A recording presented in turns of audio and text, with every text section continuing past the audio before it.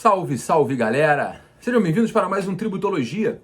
Esse é o programa de número 65, gravado no domingo eleitoral do dia 15 de novembro de 2020. As eleições no dia 15 de novembro não são uma coisa normal, normalmente as eleições acontecem em outubro, mas por causa da pandemia, nesse ano as eleições aconteceram no mês de novembro. Pessoal, o tema de hoje do Tributologia é um assunto muito legal, atendendo a pedidos. Várias pessoas mandaram mensagens para mim pedindo para que eu abordasse o decreto 10.532 do governo federal. Veja, esse decreto, ele reduziu o IPI sobre jogos de videogame. É claro que eu não posso deixar de abordar esse assunto, primeiro, que é um pedido dos meus queridos ouvintes do Tributologia no podcast, meus queridos telespectadores aqui do canal do YouTube. Eu não poderia deixar de abordar esse assunto, que é um assunto que eu particularmente gosto muito. Primeiro, que eu sou um jogador de videogame, né? Eu gosto de jogar videogame.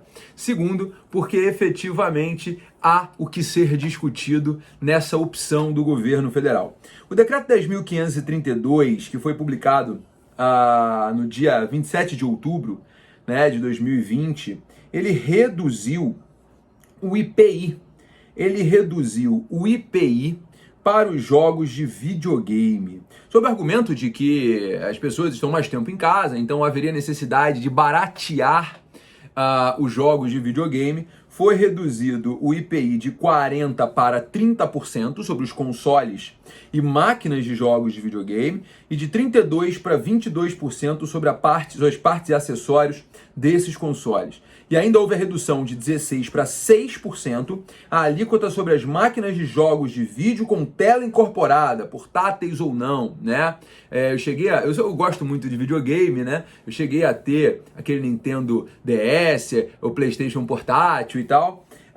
E aqui estaria englobado essa redução. Mas, Gabriel, qual é o interesse do Tributologia falar na redução do IPI sobre o videogame? Bom, o interesse é que, primeiro, houve um pedido dos ouvintes. Segundo, que a gente tem aqui um assunto muito relevante a ser tratado dentro do direito tributário.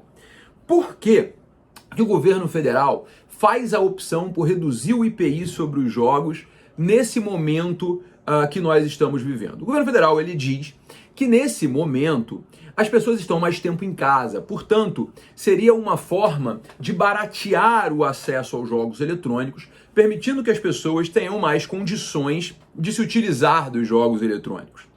É claro que para o IPI, que é um imposto previsto na Constituição, no artigo 153, inciso 3, e regulamentado no Código Tributário Nacional, lá no artigo 46 e seguintes, é plenamente possível que isso seja feito, porque o IPI, ele é um imposto extrafiscal.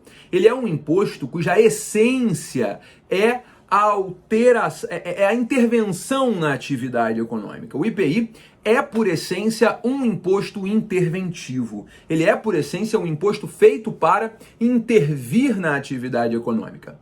Uma primeira pergunta que me fizeram foi o seguinte: Gabriel, pode o governo federal alterar por decreto o IPI? É claro que pode. O artigo 153, parágrafo 1º da Constituição, deixa claro que os impostos extrafiscais da União, quais sejam o imposto de importação, o imposto de exportação, o IPI e o IOF, eles podem ter suas alíquotas alteradas por ato do Poder Executivo, não havendo necessidade de lei. As alíquotas podem ser alteradas por ato do Poder Executivo, não havendo necessidade de lei. Então, é plenamente possível que o decreto 10.532 faça essa redução de alíquotas. E por se tratar de redução de alíquotas, não há que se falar na aplicação da anterioridade e na aplicação da noventena, ou seja, não tem que esperar o exercício financeiro seguinte, não tem que esperar 90 dias para que haja a cobrança. A redução da alíquota produz efeitos imediatos. Então, imediatamente já houve essa redução. Gabriel, você acha que efetivamente seria o momento de gerar essa redução? Agora a gente parte para a análise econômica dessa redução. Essa redução, ela traz um benefício muito grande para os consoles importados. Para os videogames, para os jogos, são importados do exterior. Por quê? Os jogos produzidos na Zona Franca, eles já têm isenção. Então, o grande benefício gerado aqui é efetivamente os consoles que vêm do exterior, como por exemplo, essa semana está sendo lançado o PlayStation 5. Aliás, se tiver alguém da Sony aí ouvindo, tá, eu faço questão de receber um de brinde. Brincadeiras à parte, é claro que isso vai gerar uma redução de preço, já gerou, né? O preço esperado para o próprio PlayStation 5 teve uma redução de aproximadamente R$500. Ainda assim é muito caro, mas houve uma redução de aproximadamente R$500. Mas, Gabriel, você ainda não falou da parte econômica propriamente dita. Bom, no tocante à competitividade, não sei se essa redução ela vai ter um efeito tão grande. Por quê? Porque, como eu disse, os games nacionais, eles são produzidos na Zona Franca de Manaus e lá já há a isenção. Isso vai trazer um aumento da competitividade do produto estrangeiro no território nacional. Isso pode ser bom para o desenvolvimento do produto nacional, como pode ser muito ruim, né? Porque os produtos estrangeiros, eles chegam com já nomes consolidados, com peso de mercado e etc. Agora, vocês sabiam que o mercado de jogos eletrônicos, ele é o 13º do mundo, o mercado brasileiro de jogos eletrônicos, ele é o 13º do mundo e é o maior mercado da América Latina. Vocês sabiam que no Brasil esse mercado de jogos eletrônicos ele movimenta 5,6 bilhões de reais por ano? 5,6 bilhões de reais por ano. Ou seja, o videogame hoje ele já deixou de ser simplesmente um divertimento. Hoje ele é um mercado importante para o desenvolvimento da economia nacional, é um mercado que efetivamente emprega muitas pessoas e é um mercado que ainda tem muito que desenvolver, ainda tem muito que crescer, né? Em São Paulo, para vocês terem noção, já existem 91 empresas desenvolvedoras de jogos digitais. Isso é um dado de 2019 que eu obtive. Com certeza em 2020 já houve um aumento dessas empresas em São Paulo, né? Os jogos, os campeonatos que envolvem videogame, eles trazem premiações na casa de R$1 milhão. Ou seja, é um mercado importante, é um mercado relevante, né? Mas, efetivamente, eu não sei se esse era o momento da utilização do IPI. Deixa eu explicar por quê. Nós temos problemas estruturais na nossa tributação muito mais graves, muito mais relevantes para serem solucionados do que efetivamente essa redução de alíquota trazida pelo governo federal, que, diga-se de passagem, vai ter um impacto orçamentário. No momento em que o governo discute, né, a criação de um programa chamado Renda Brasil, no momento em que o governo federal discute a continuidade do Bolsa Família ou do auxílio emergencial, no momento em que não se sabe se nós teremos uma segunda onda de Covid, a necessidade de suporte à população, o governo federal, então, cria uma redução de alíquota que vai gerar um impacto de 5,4 milhões, um impacto pequeno, mas são 5,4 milhões em 2020, já em 2020, né? Em 2021, essa renúncia de receitas, ela chegará a 36,28 milhões, e para 2022, essa renúncia de receita chegará a 39 milhões de reais, de acordo com informações fornecidas pelo próprio governo federal no seu site na internet. E aí eu te pergunto, você acha que é o momento para essa redução? Veja, eu jogo videogame, eu acho muito legal que o PlayStation 5 chegue com um preço melhor no Brasil, mas esse é o momento?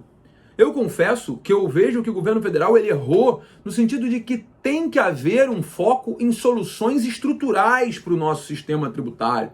Não seria o momento da redução da alíquota do IPI para abrir mão de receita, para renunciar à receita num período em que o governo precisa arrecadar, principalmente com um produto não essencial. Ainda que o mercado seja grande, seja um mercado de 5 bilhões de reais, ainda que seja o maior mercado da América Latina, qual é o impacto na geração de empregos dessa redução de alíquota? Considerando que o impacto principal vai ser nos consoles importados. O que nós vamos ganhar com isso? Veja, e aí tem um outro detalhe. O IPI ele é um imposto que submete obrigatoriamente ao princípio da seletividade em razão da essencialidade do produto. A seletividade em razão da essencialidade do produto. De acordo com esse princípio, se o produto for menos essencial, a alíquota tem que ser maior. Se o produto for mais essencial, a alíquota tem que ser menor. Isso está expresso na Constituição, no artigo 153, parágrafo 3º. Isso está expresso, não é uma vontade da União. Não é a União fazer se quiser. A União tem que fazer. A União tem que fazer. Então preste bastante atenção. Gabriel, é boa a redução? Eu não tenho dúvidas que é boa, mas não é o momento. O governo federal, mais uma vez, escolhe o momento errado para trazer uma redução de imposto num setor que não vai gerar empregos. Gabriel, mas como você pode afirmar de forma tão veemente que não vai gerar empregos? Porque os games brasileiros já são isentos. Então, essa redução ela vai gerar benefício para os games importados, para os consoles vindos do exterior. E o governo, então, abre mão de arrecadação quando está precisando de dinheiro, com um endividamento superior a 80% do PIB, no momento em que a população está desamparada, no momento que a população precisa de renda, que é necessária a manutenção do auxílio emergencial, que já se provou necessário, né? O governo federal, então, ele faz a opção por reduzir o IPI do videogame. Bom, isso demonstra para mim de forma muito clara, e essa é uma crítica meramente construtiva, não é contra partido A ou B, pessoa X ou Y, que não há no governo federal um projeto de reforma tributária estrutural. Porque se houvesse um projeto de reforma tributária estrutural, isso que deveria ir para frente, não uma redução pontual de IPI para videogame, que é, na minha opinião, uma redução muito mais populista do que eficaz como forma de solução dos problemas que nós temos no Brasil. Que se discuta a criação do novo tributo sobre as transações digitais, que se discuta um novo PIS/COFINS, que se discuta, aí sim que é um assunto mais importante no momento, o fim da isenção da distribuição de lucro no imposto de renda. Isso é objeto de debate, não a redução do IPI para os games. O momento não é para isso. E além disso, eu particularmente gosto muito, mas você há de convir que videogame não é essencial e pela essencialidade a alíquota deveria ser até maior. Bom, eu queria terminar esse Tributologia então dizendo que medidas tributárias populistas não solucionam problemas estruturais. A necessidade de uma reforma tributária no Brasil ela precisa ser feita com urgência e essa medida da redução do IPI não vai resolver os problemas graves que nós temos dentro do nosso sistema tributário. Pelo contrário, a gente corre o risco de ter mais um aprofundamento da perda de receita, da renúncia de receita e no impacto financeiro orçamentário.